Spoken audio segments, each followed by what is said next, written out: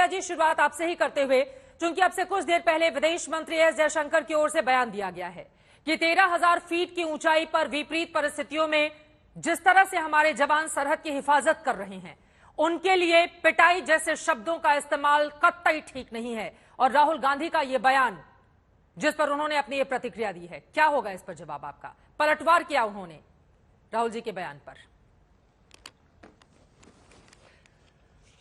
नहीं, वो कितना भी पलटवार कर लें, आप सबके, आपके दर्शकों को मेरा नमस्कार, वो कितना भी पलटवार कर लें, उनको दो ही सवालों का जवाब देना है।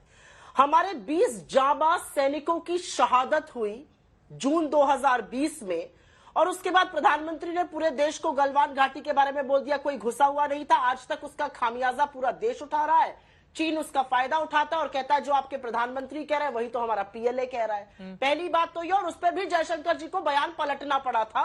जयशंकर जी और रक्षा मंत्री तक दो अलग अलग तरीके की बातें कर रहे थे उस झूठ पर पर्दा डालने के लिए। छोड़िए उस बात को। मैं ये जानना चाहती हूं कि जिस गलवान घाटी में हमारे 20 जाबाजों की शहादत हुई, उसके बाद से चीन का हमारा व्यापार इतना बढ़ता गया कि आज सबसे हाईएस्ट 115 बिलियन डॉलर पर है। भक्तों ने तो कुछ फोन वोन जलाए, कुछ टीवी भी फूंक डाले, ऐसी धूल झोंकी गई हाथ आंखों में। टिकटॉक को आपने बैन किया और टिकटॉक से पीएम केयर फंड में 30 करोड़ रुपए लिए हुए हैं। यूसी वेब कंपनी को बैन किया। यूसी वेब कंपनी ने भाजपा का प्रचार किया था 2019 में। शेयरिट को भाजपा ने यूज किया था।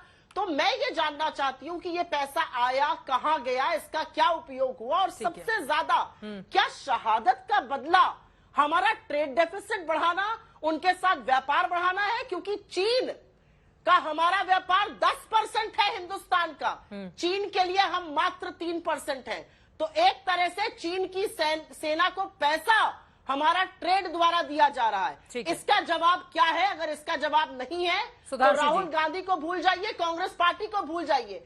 आपके सांसद तपीर गांव ने जो सदन के कक्ष में कहा है उस पर जवाब दीजिए। जो घुसपैठ उन्होंने अरुणाचल में, सुधांशु त्रिवेदी जी, सवाल तो महत्वपूर्ण है ना, क्योंकि एक लंबी फहरिस्त रही है चीन की ओर से आक्रमण की। हालांकि हमारे सैनिकों की मुस्तैदी से हर बार उन्हें मुंह की खानी पड़ती है, लेकिन व्यापार अगर लगातार बढ़ता हुआ चला जाएगा और उसी के साथ बढ़ती जाएगी चीन की हिमाकत भी, तो विपक्ष आपसे ये सवाल पूछेगा ही।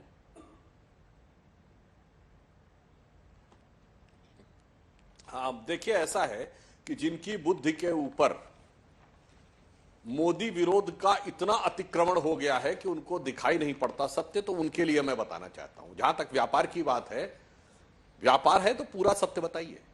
जब हमारी सरकार गई थी 2004 में तो $1 बिलियन का भी व्यापार नहीं था। जब हमारी सरकार आई तो $36 बिलियन का, यानी 35 गुने से अधिक का व्यापार हो गया था। हाँ, आज है तो बिल्कुल बताता हूं एक उदाहरण देकर। सबसे ज्यादा चीन जिस चीज से कमाता था भारत से, वो क्या था? Mobile handset. मोबाइल हैंडसेट बनाने हम सेकंड बिगेस्ट कंज्यूमर थे, मगर प्रोड्यूसर जो था पूरी तरह चीन था। आज हम दुनिया में सेकंड बिगेस्ट कंज्यूमर हैं और सेकंड बिगेस्ट प्रोड्यूसर हैं। आज भारत के 92% मोबाइल भारत के अंदर बनते हैं। ये एप्पल की कंपनी जो चाइना में थी, आज 20,000 करोड़ रुपए के एप्पल के फोन भारत से मैन्युफैक्चर हो गए। ये चाइना को चोट नहीं लगी है क्या? यदि यह किसी व्यक्ति को समझ में नहीं आता है, और मैं यह भी कहना चाहता हूं, एप्पल की फैक्ट्री में क्यों स्ट्राइक हुई थी और बवाल हुआ था बेंगलोर में? ये कौन कौन सी शक्तियां हैं जो देश के अंदर स्पेसिफिक उसी चीज को टारगेट करती हैं जो चाइना से बिजनेस आ रहा है? यह भी ध्यान देने की जरूरत है।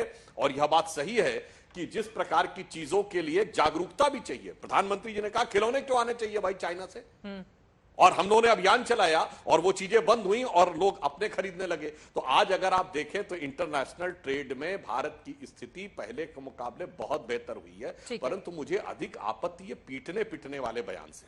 समस्या जानते क्या? एक लाइन में और कह दूं, हमेशा हमारी फौज पीट के आती थी और इनके दौरे हुकूमत में ये डिप्लोमेसी की टेबल पे पिट के आते थे।